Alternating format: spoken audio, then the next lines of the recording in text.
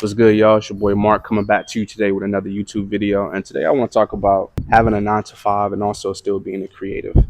I think early on in kind of like my creative pursuits in terms of music, music has always looked like one of those larger than life dreams.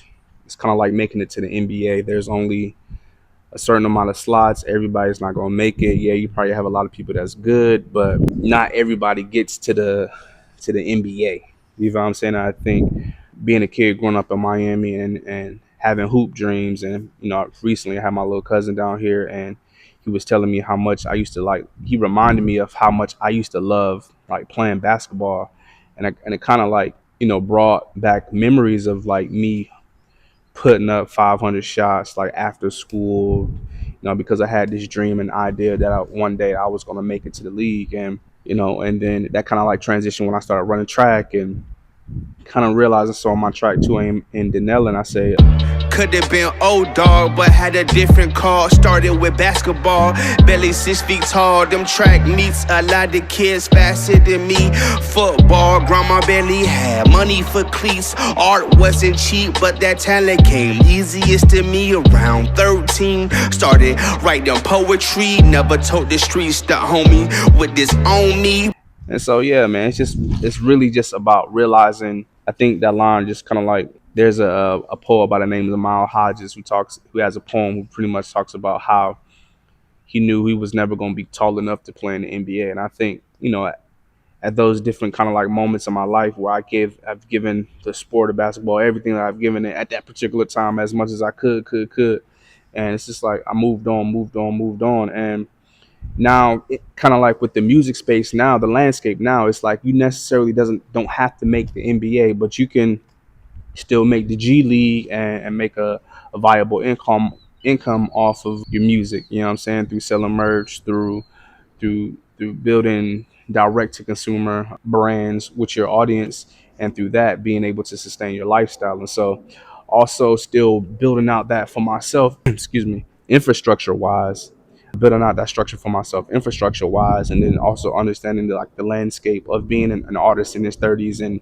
navigating that space, and being told that art and music, the rap industry, the music is really like a young kid's game. And so also having like my younger cousins as well being younger than me and also still pursuing music as well, it like just shows the difference in terms of the different lineages. And I say all that to say, man, it's just like, and still figuring all that out and still having to provide for yourself, still being a father, still being a husband, still being a man of God, and serving all these different areas of your life. Also having to serve yourself in terms of making sure that your mental health is where it needs to be, making sure that you're taking care of your physical health, your spiritual health, and all these areas and aspects of your life. And so, even having to work and still do things like this. It's 5:12 right now. I just finished logging out of work, came over here, had an inspiration for a video, and now the creative side of what it is that I do and what it is that I love as an artist, to be able to have these types of conversations, these dialogue, these types of like insights from just a guy building something. I'm in my building phase. I'm in my rebuilding phase, because at one point of even in trying to figure out an established direction in your life as an entrepreneur, there are so many different ways you see on social media every single day. Oh, digital products, e-commerce, affiliate marketing, all these different sections and areas that are viable paths, but also understanding that as one person, as one man, as one woman, there's only so much that we can do in our given 24 hours. You know what I'm saying? So you're working for 9 to 8 hours, and then recently Conductor Williams, he had a video where he talks about before I was being compensated for the beats that I make. I was working 12-hour shifts, tending to 2 toddler sons, my missus, and still doing this. You know what I'm saying? So for y'all that got the excuse of you ain't got enough time, for you individuals, I'm talking to you. You know what I'm saying? You got enough time.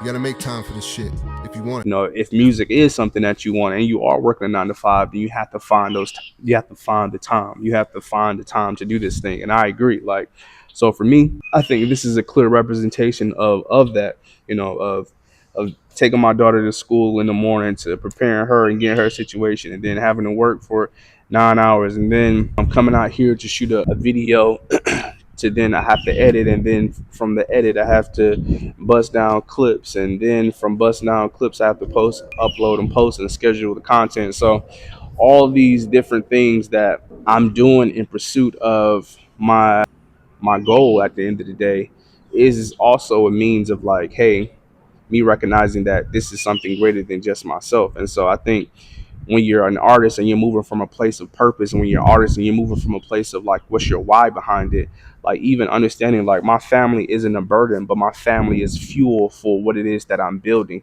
I'm not so much interested in the external validation to like what is that I'm doing, but I'm also recognizing that the legacy in which I'm focused on building in terms of infrastructure for myself first, to then have something to then pass on to my family. And so I think the more we start to focus on our purpose and the reason behind why we're doing exactly what it is that we're doing, it brings a lot more value than just, oh, I'm interested in getting clicks because I'm cooler than you, or whatever the case, whatever ego that we can use to kind of like justify what it is, why we're doing what we're doing. And so, I used to feel really shamed for trying to, they talk about like the starving artist. Like, I don't want to be a starving artist. I don't want to be bouncing from spot to spot trying to figure out my life. You know what I mean? That, I think I went through a period where I did have to figure it out from no particular viable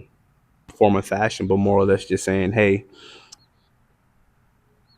how can I take these ideas and turn them from passion into profit? And so the first iteration of that was Food for Thought Apparel. Built the website, took the photos myself, edit, built out the website, did everything, packing. Me and my lady, we packing, we shipping, figuring all this stuff out in real time. And then also understanding that I was a bit disconnected from God during that time as well. And also having a child, and just life happening all at one time. And so having to take a step back from that, and then now coming back to having to rebuild and reformulate and look at this thing differently, and have my spiritual life really involved in and behind what it is that I'm doing. Because again, were my intentions still the same as they were then? Yes, but my perspective has changed a little bit since I've also too have matured, and understanding like creating what viable actually looks like, and the path in which to get there as it pertains to social media content, as it pertains to music, art, and creation. You know what I mean? I think now, I don't think, but now we're in the creator economy. And so providing value to the audience through just simple conversation and or dialogue to then help them steer a path and a direction for them in their own pursuits and effort is the goal, is the focus, is the mission. And empowering people through that as a means of like, hey, if I have to knock my head a few times, I told my cousin, if I had to, I said, I'm the oldest cousin. And so it's just automatically the responsibility and the leadership was just placed on my shoulders. In black households, if you the one that's supposed to be watching everybody, if somebody do something wrong, they get in trouble. Everybody get in trouble. You especially get in trouble, because why you ain't watching them? So I just always kind of like carried that with me, and in through me carrying that with me, I think I've carried that with me through everything that I've kind of like, have been doing. And now I'm also learning to like delegate. I'm also learning to like relinquish control with people that I trust, that share in a common vision for their own lives, and that do great work. You know what I'm saying? And so even me, Mitch and I, we working through this whole process and progress. Him sacrificing a lot, for us to get here, man. I'm forever eternally grateful for that brother. And so, you know, I used to feel really shame about having to figure out life and also still showing up to create, because I feel like, well, people, I think, again, it's just the external noise of feeling as if like the immediate people around you are looking at you, talking about you, or treating you some type of way, and or funny way, because you may do something different than what they want to do. And not saying that anybody's wrong for that, but it's perfectly fine. But I think that's now at this place, I'm more secure in just being open and honest and just being myself at the end of the day, and not to not as a means of stopping, blocking, or any of that to anybody else, but saying, hey, I know my purpose, I have a vision, I know my why, and I'm focused on seeing this thing through from it just being in my heart. And at the end of the day, I'm cool with where I end up at, because I know I've given my heart, I know I've given my all, I know I've given my best with what resources that I have been given. And so knowing and just trusting God that no matter what, I've never really went without. I've always had a roof over my head. I've been taken care of. I've been provided for, and that alone I'm grateful. And so knowing that all that stuff that I've been through, all the stuff that I've endured, everything, all the hurdles has only strengthened me to get to this particular place, this particular moment, this particular day, to be able to come on here and tell you that, like, no matter where you at in your journey, if you work in a 9 to 5, bro, do that. You need to fund your dreams. You need to fund your career, and not working ain't helping that, or not, find, for me, the biggest thing was like, how can I stay as close as possible to my creative pursuits, my creative outlet with the job. And so being able to find something remote, I'm truly blessed to be able to find something that keeps me close to my creative passions. I'm able to have the flexibility to move and do things and miss my calendar. And, as long as I'm doing what I need to do on my job, and I'm also showing up for myself as creator, hey man, I think that's a blessing. And so even no matter what it is that you're doing, I think once we start to flip our perspective and embrace the challenges of being parents, of being husbands, of being wives, of being men and women that are creatives, that have this burning desire and passion to create something. You know what I'm saying? You know what I mean? To help, to empower, to encourage, to inspire, to do whatever it is that's on your heart, man, and you finding the time, the space, the effort, the capacity to do these things in addition to your day-to-day responsibilities is strength. It's strength, it's strength, it's strength. And don't ever let nobody make you feel as if like you're not doing a great job at juggling all of these different things, your creative pursuits and also your responsibilities as a man, as a wife, as a husband, as a son, as a daughter, as all these things. And so, I think God has truly blessed us with the trials, with the tribulations, with the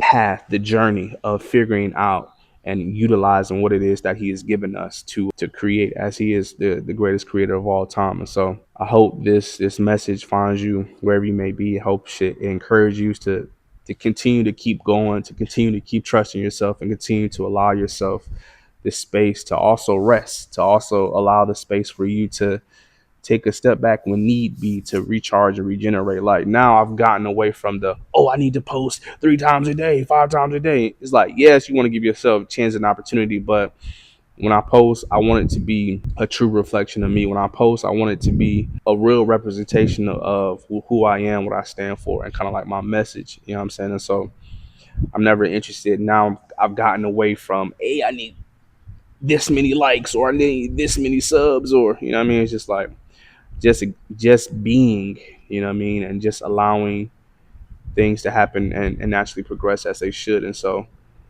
all of that with trust in God. And so I'm sending you love wherever you may be at on in your journey. Again, my name is Smart Clark. For those who don't know, I'm sending you love. I'm finna hit the gym. Peace. Hey, brother.